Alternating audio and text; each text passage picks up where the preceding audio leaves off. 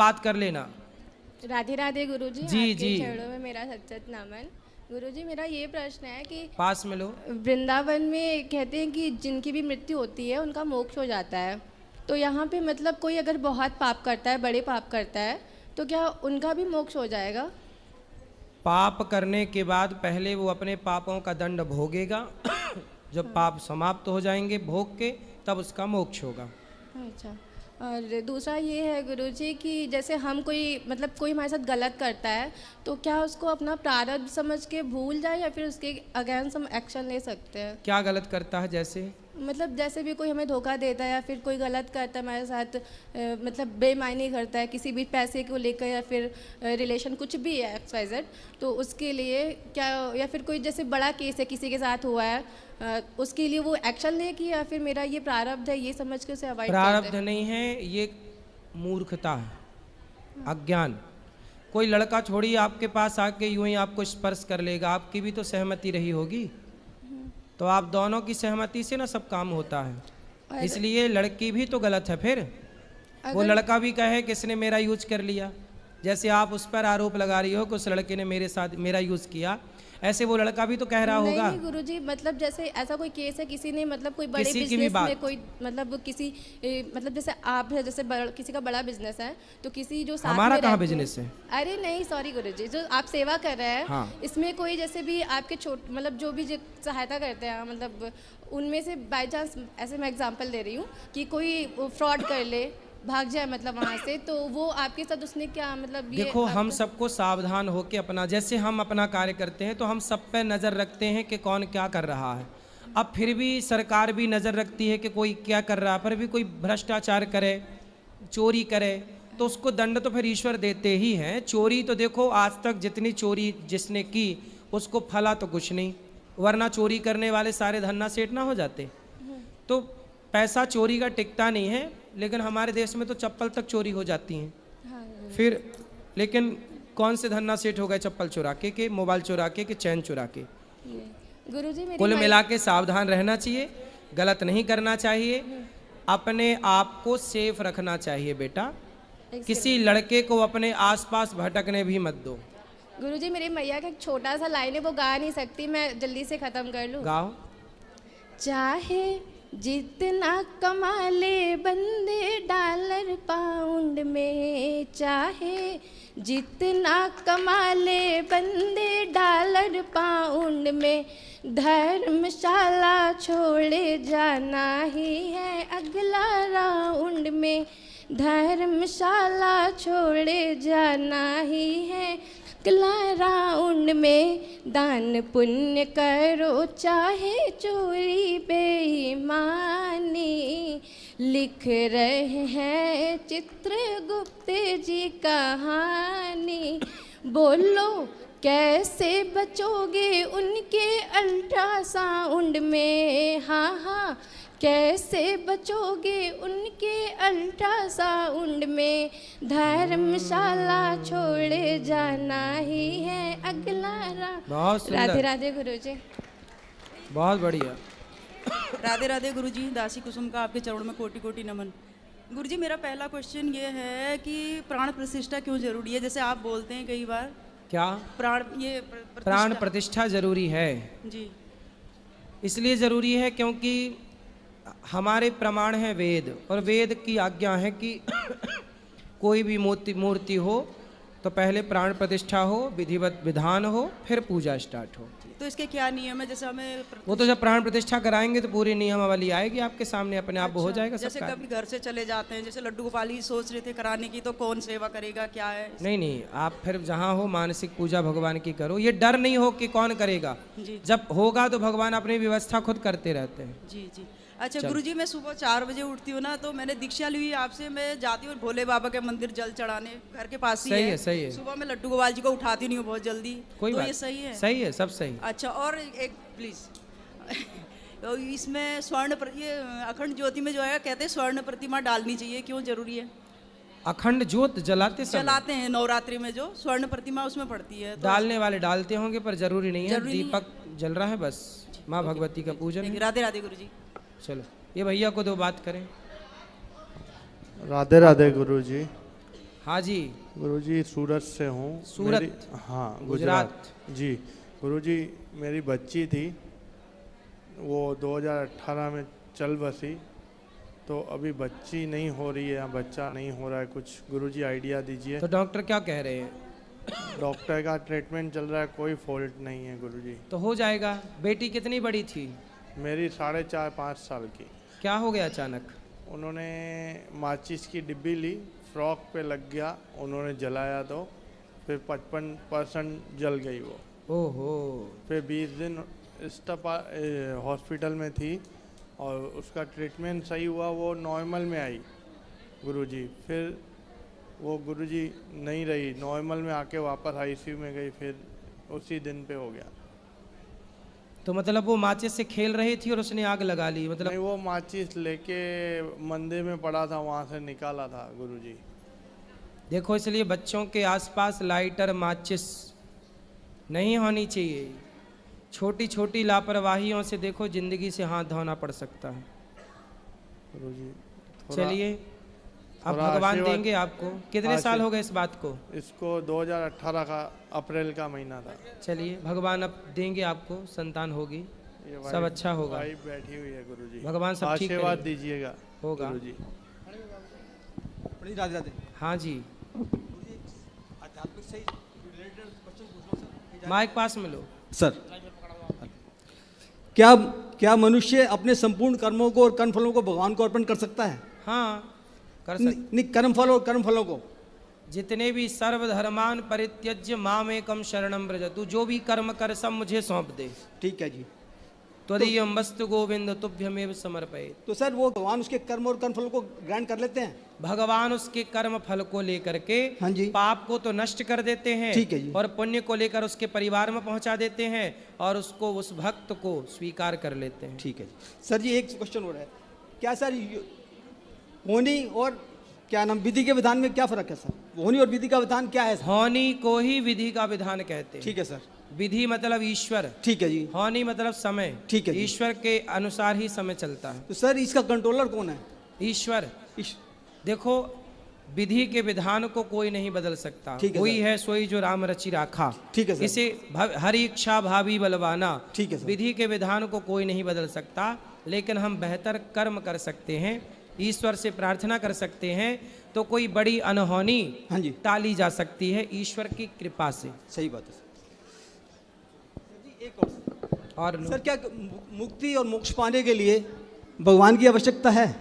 मुक्ति का पूरा डिपार्टमेंट भगवान के पास है। उनके अतिरिक्त कोई देवता, कोई व्यक्ति मुक्ति नहीं दे सकता। ठीक है, भगवान दे सकते हैं। भगवान ही देते हैं। इसलिए काशी में जो मरता है हाँ जी, हाँ जी। तो उसे शंकर जी राम मंत्र देते हैं, तब जाके मुक्ति होती है। ठीक है सर।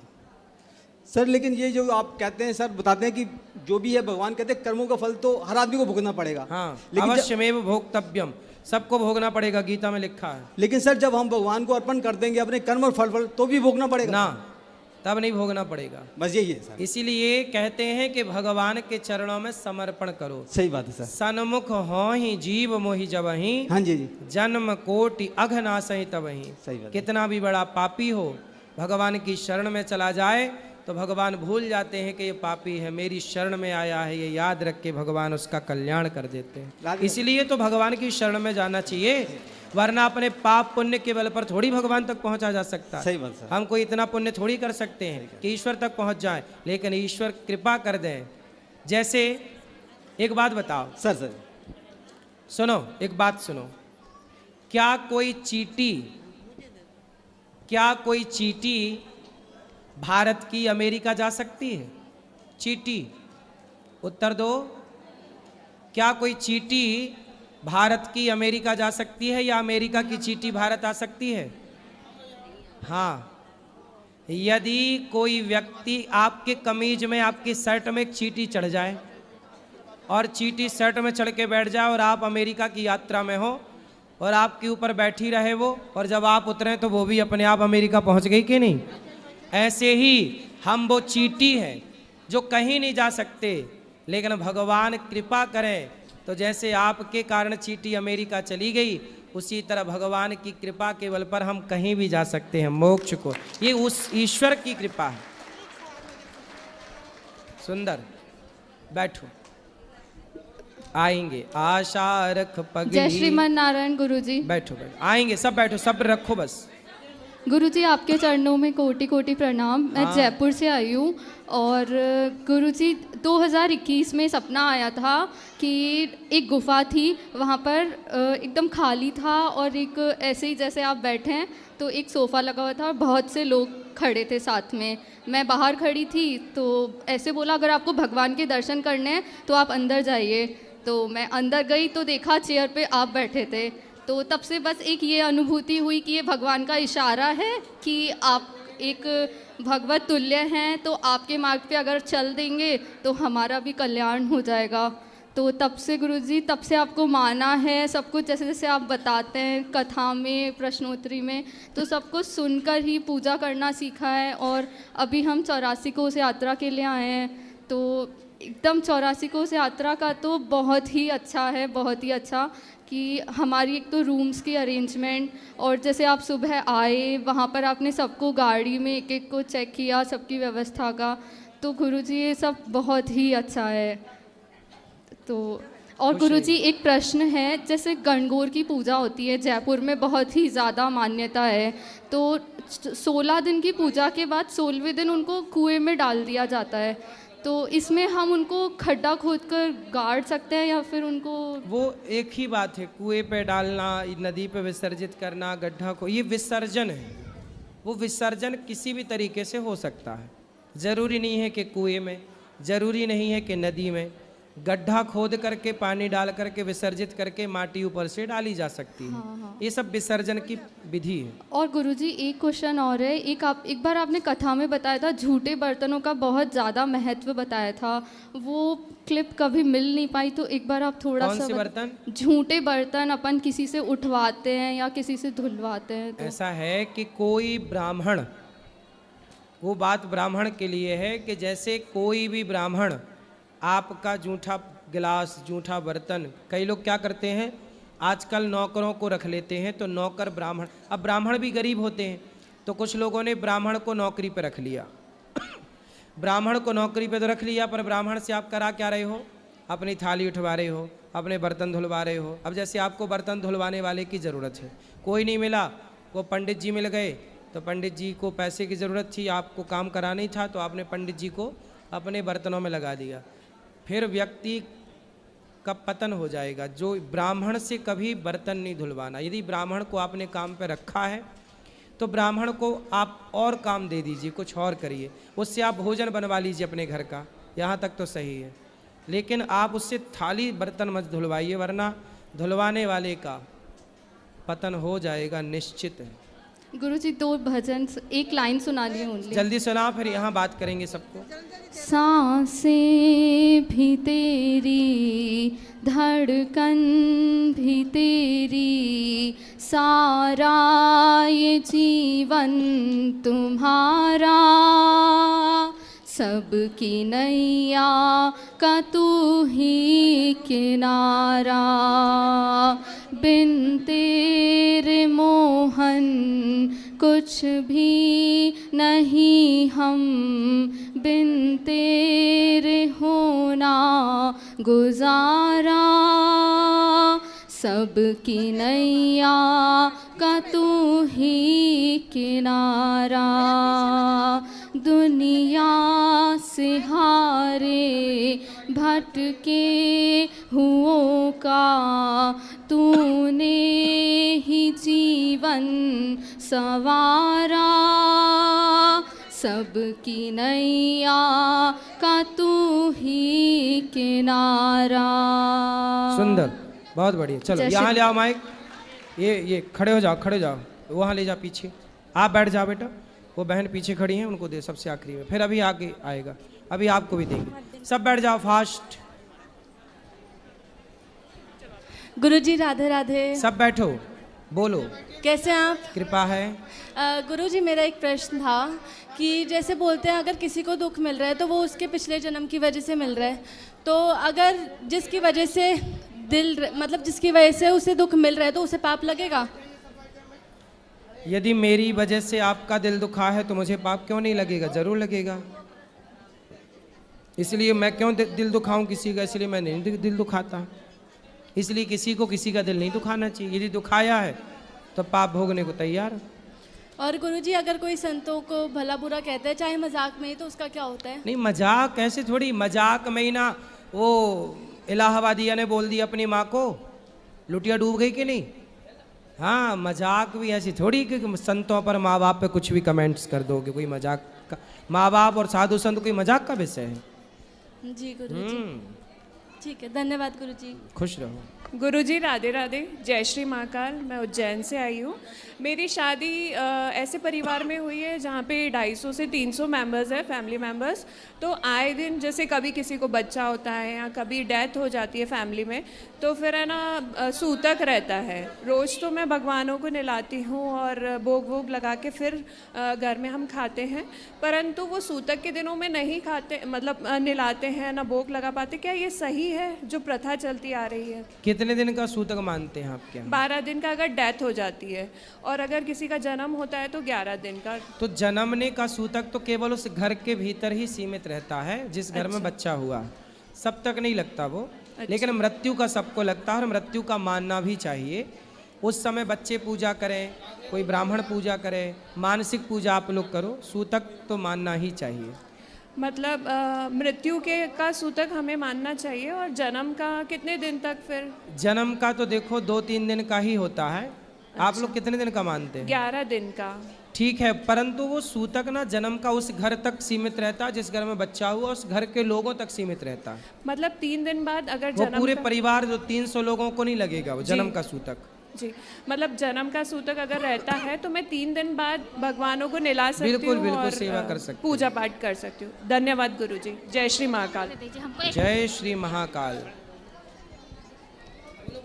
जय श्रीमन नारायण गुरु जी। जी मैया। राधे राधे। राधे राधे। सबसे पहले आपके माता पिता जिन्होंने आपको जन्म दिया है उनको प्रणाम, आपके चरणों में कोटि कोटि प्रणाम। गुरु जी मेरा 2 प्रश्न है। हाँ।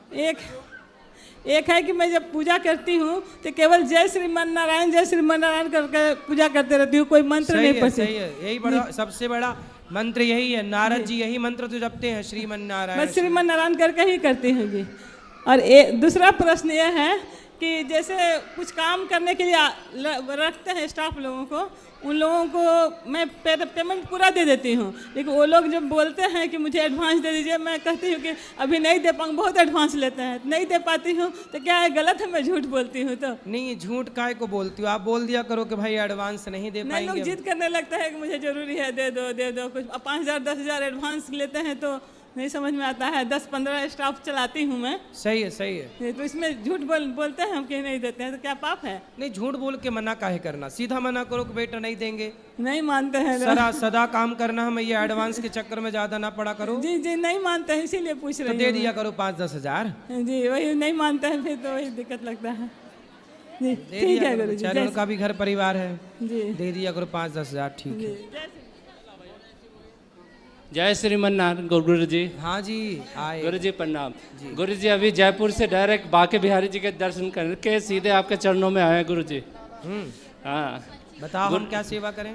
गुरु जी आपके दर्शन कर लिए, दिल गार्डन हो गया गुरु जी। गार्डन और दिल गुरु जी गार्डन हो गया, दिल गार्डन हो गया, है ना? गुरु जी 3 साल के आसपास हो गए, ज़्यादा ही हो गए होंगे गुरु दीक्षा लिए हुए, मगर खूब खाता पीता था गुरु जी, सब छोड़ दिया गुरु जी, आपके चरणों में आ गया गुरु जी। बिल्कुल। तो अब भूखे रहते हो? अब नहीं खाते? आपके होते हुए आपकी छत्र छाया जब तक रहेगी, भूखा कौन रह सकता है गुरु जी? तो मांस खाते थे पहले, अब नहीं खाते? जी नहीं गुरु जी, कुछ नहीं। और इस वर्ल्ड के अंदर, मैं कह रहा हूँ इस वर्ल्ड के अंदर जो आपकी बात, आपके चरणों की सेवा जिसको मिल जाएगी वो धन्य हो जाएगा गुरु जी। जिंदगी के अंदर बहुत कुछ देखा गुरु जी, आपके जैसा इंसान आज तक नहीं देखा, कभी नहीं देखा गुरु जी। मैं आपको तहे दिल से चरणों में नमन करता हूँ गुरु जी। खुश रहिए। ये मेरी वाइफ है गुरु जी। वाइफ नहीं, धर्म पत्नी। धर्म पत्नी। कहो मैया गुरुजी राधे राधे। बताओ। गुरुजी जैसे भागवत में आप बताते हैं मानसिक पूजा करना चाहिए, तो मन से जैसे हम वहाँ से अपने गुरु को भी प्रणाम करते हैं। सही, अच्छा है। और है ना भगवान से जैसे गुरु से भी बातें भी करते हैं, मन में चलता ही रहता है, तो वो मेरा स्वीकार हो जाएगी घर से? बिल्कुल स्वीकार हो गई। चलो ठीक है गुरुजी, थैंक यू। ठीक है मैया, थैंक यू। ये लो बात, यहाँ छोरी को बात कराओ, ये खड़े हो जाओ। ये राधे राधे गुरुजी, आपके चरणों मेरा कोटि कोटि प्रणाम। बताओ। गुरुजी प्रश्न तो बहुत है, लेकिन मैं थोड़ी भूल गई आपको देख के। मैं आपको देख के गुरुजी इतनी खुश हूँ, मैं बता नहीं सकती गुरुजी, मुझे इतनी खुशी हो रही है। मैंने दूसरी बार देखा। सदा खुश रहो तुम, दुआ है हमारी। सदा खुश रहो। बताओ। गुरुजी आप कान्हा जी का रूप हो बस। गुरुजी आप ही मुझे कान्हा जी दिख रहे हैं गुरुजी, मुझसे बात भी नहीं हो रही, मेरे हाथ कांप रहे हैं गुरुजी। तुझ में प्रभु दिखते हैं यारा, मैं क्या करूं। सब में प्रभु दिखते हैं यारा, मैं क्या करूं। गुरुजी प्रभु की कृपा है जो मुझे माइक मिल गया, लेकिन मुझे उम्मीद नहीं थी कि मुझे माइक पता नहीं मिलेगा कि नहीं मिलेगा। गुरुजी मुझे 4-5 साल हो गया आपकी कथा से जुड़ी हुई हूँ मैं। आपकी कथा सुन के गुरुजी मैं इतनी ज़्यादा बदल गई हूँ, बहुत ज़्यादा। पहले ठीक है थोड़ी बहुत मैं गुस्सा करती थी, पति के साथ भी थोड़ा बहुत हो जाता था, लेकिन गुरुजी जैसे ही मैंने आपकी कथा सुनना स्टार्ट किया, मैं कुछ नहीं बोलती किसी को, ना पति को। आगे मुझे कुछ बोल भी दे फिर मैं मुस्कुरा देती हूँ, कोई नहीं, कह लीजिए आप, कोई बात नहीं, है ना। तो गुरुजी जैसे आप बोलते हो कि बच्चों को सिखाना चाहिए कि मम्मा पापा नहीं बोलना चाहिए, जब से मेरा बेटा हुआ है मैंने इसे यही सिखाया कि बेटा माता जी बोलना, पिताजी बोलना, ये यही बोलता है, मम्मा पापा नहीं बोलता। तो कई लोग गुरुजी हंसते हैं, मजाक उठाते हैं कि ये क्या अलग ही है ना, ये पुराने रीति रिवाज की है कि माता जी पिताजी, कई रिश्तेदारी लगा लो गुरुजी। तो उनको बताया करो कि पापा बुलवा के तुम कौन सी अपनी पूजा करवाते हो। तुम्हारा बेटा पापा मतलब पाप ही तो, गाली ही तो दे रहा है तुम्हें। पापा मतलब एक गाली है, पाप। जी जी तो गाली सुनेंगे अपनी औलाद से, क्या मूर्खता है। लाओ हम मिर्ची का धुआं देख के उल्टा लड़का है तुम्हारे रिश्तेदारों को जो ऐसा बोलते हैं। गुरुजी मेरा ये प्रश्न है कि जैसे मैंने ना महाराज जी की वीडियो देखी, प्रेमानंद महाराज जी की, तो वो ही बोलते हैं कि जिस घर में मांस वगैरह बनता हो तो उस घर का पानी अन्न कुछ नहीं पाना चाहिए, है ना। अब गुरुजी मैं बहुत दुविधा में फंसी हुई हूँ, मैं यही प्रश्न पूछने आई हूँ, तो भगवान जी ने कृपा की, आप मिल भी गए मुझे। तो अब मुझे बताइए गुरुजी, मेरा जो मायका पक्ष है उधर लगभग सभी खाते हैं, बहनों को छोड़ के, मुझे छोड़ के। और ससुराल? मायके में।